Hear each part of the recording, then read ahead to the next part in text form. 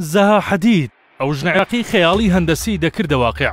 پێویستە کاری تەلارسازی بە جۆرێک بێت مرۆڤ ناچار بە بیرکردنەوە بکات. تەلارساز خانەنشین نابێ چونکە خەیاڵی ناوەستێ.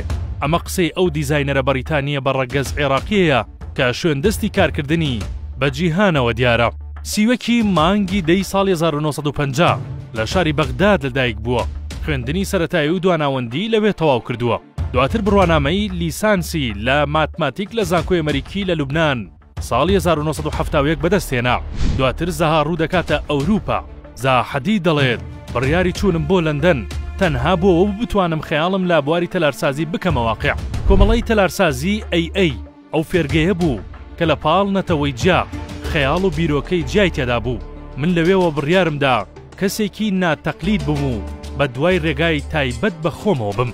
ساڵی 1980 زەها مەکتەبی کارکردنی تایبەت بەخۆی دادەمەزرێنێت. لە ماوەی ژیانکردنیدا لە هەر یەک لە زانکۆکانی کامبریج، شیکاگۆ، هامبۆرگ، کۆلۆمبیا، هاروارد دەرزی وتۆتەوە. ساڵی 1991 نەخشەی یەکەم پرۆژەی گەورەی ئاگرکوژێنەوەی کێشا کە دواتر بەهۆی ناوازەیی کارەکەی بیناکە گۆڕا. ساڵی 1999 پرۆژە نەخشەی خلیسکێنەی سەربەفری لە وڵاتی نەمسا دیزاین کرد کە بەرزەکەی 48 مەتر بوو. ئەوەی پرۆژەکانی زەهای جادەکردەوە شێوازە ناتەقلیدیەکەی بوو کە پێچەوانەی دیزاینەرانی تر کەمترین هێڵی ڕاستی بەکارێناوە و زیاتر نەخشەکانی چەماوە بوون. ساڵی 2002 پێشبڕکێی دیزاینەرانی بۆ دیزاینکردنی بەڕێوەبەرایەتی BMW لە وڵاتی ئەڵمانیا بردەوە. ساڵی 2007 دیزاینی پردی شێخ زایدی لە ئەبوزەبی کردو. ساڵی 2010 تەواو بوو. هەروەها دیزاینی هۆڵی بەناوبانگی ئۆپێرای لە گوانجۆی وڵاتی چین کرد.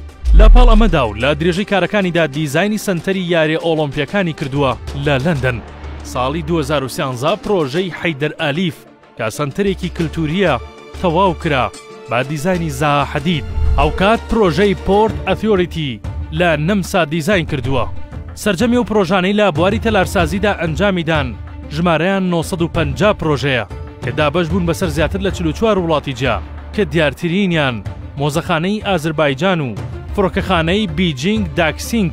ئەو فڕۆکەخانەیە گەورەترین فڕۆکەخانەیە لە جیهان پێک دێت لە 4 ڕاڕەوی فڕۆکەخانە بە درێژایی 700,000 متر چوارگۆشایە.